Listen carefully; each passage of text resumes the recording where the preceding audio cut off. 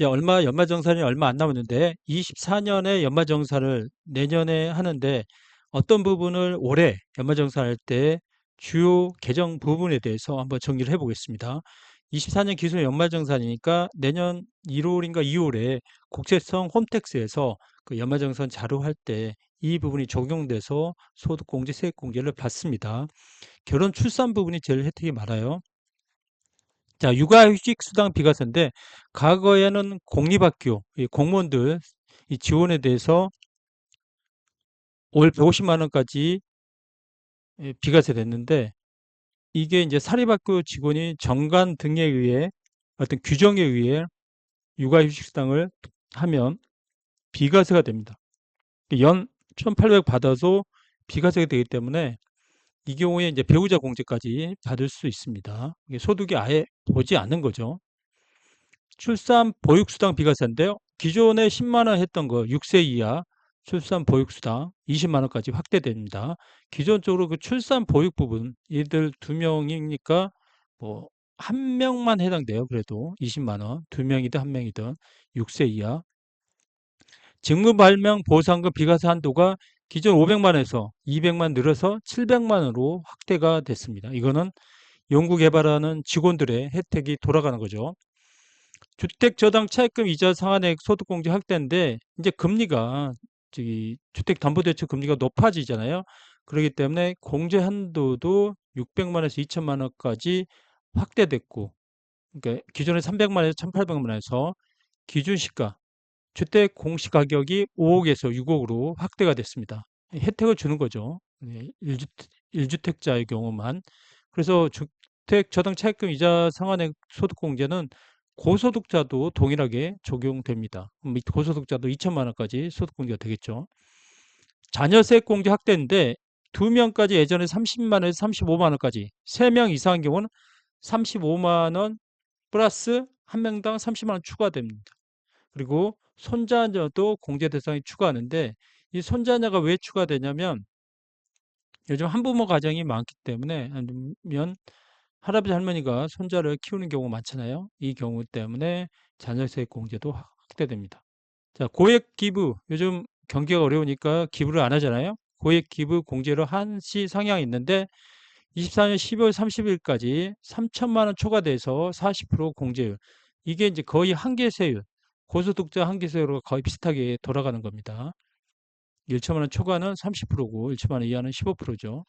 자, 의료비 세액 지원 강화인데 산후조리원 비용은 이제는 예전엔 1,907천만 원 이하였는데 급여 제한이 빠졌습니다. 1,900 제한 없이 200만 원 한도 공제. 장애인 활동 지원, 실제 지출한 본인 부담도 공제가 되고요. 6세 이하는 의료비 공제 한도가 없습니다.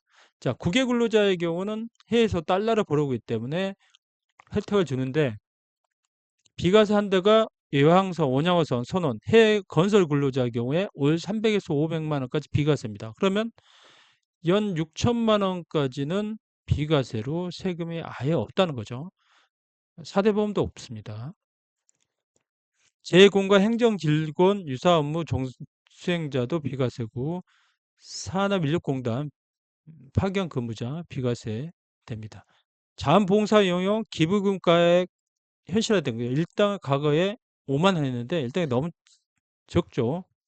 최저임금도 올랐으니까 1인당 8만 원으로 상향됐습니다. 중소기업 취업자 소득세 감면인데 이게 이제 계속 연장을 해서 26년 12월 30일까지 연장됩니다. 감면율은 청년은 90%, 그애는 70%인데 한도가 200만 원까지 될 거예요. 그래서 중소기업 근로자들은 세액에 대해서 혜택을 많이 받고 근로소득이 거의 안 내는 경우가 많아요. 그 다음에 대상이 확대됩니다. 컴퓨터 학원 취업자도 포함됩니다. 주택 청약 종합저축 소득공제 한도 상향인데 기존에 240만 원에서 300만 원으로 무주택 세대주고 1900억 700만 원 이하의 근로소득자, 그래서 그 700만 원 이하 무주택 세대자 젊은 사람들은 주택 청약 종합저축에 가입하면 300만 원까지 소득공제가 되죠. 그래서 주택 청약저축 무주택자 가입했는지 직원들한테 확인하면 될 것 같아요. 월세 세액공제 확대인데 소득기준 상향이 되죠. 1900 8천만 원 종합소득금이 7천만 원에서 8천만 원이고 공제 한도는 연간 월세액이 1,000만 원으로 상향됐죠. 기존은 750만 원인데 그래서 250만 원이 월세 공제에 상한됩니다. 최근에 전세에서 월세로 바뀌었는데 월세 그 금액이 상당히 많이 늘어났기 때문에 이 부분은 세액 공제로 빠지는 겁니다. 세액 공제. 그래서 월세 공제 15%, 10% 이렇게 될 겁니다. 신용카드 소득공제도 단기적으로 확대되는데 25년 12월 30일까지 추가 공제인데요. 전년도 증가분의 5% 초과에 10% 공제를 적용합니다. 카드. 그다음에 결혼 및 출산 관련 세제 혜택인데 결혼하면 24년부터 26년까지 50만 원을 세액에서 빠지는 거죠. 이거 상당히 크죠.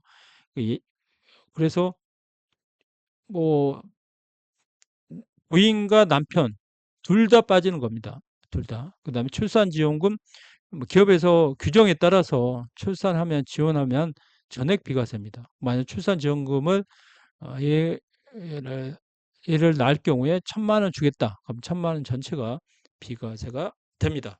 오늘은 24년 연말정산에 적용되는 그 세법 개정사항 부분 정리해 봤습니다. 구독 부탁드립니다. 감사합니다.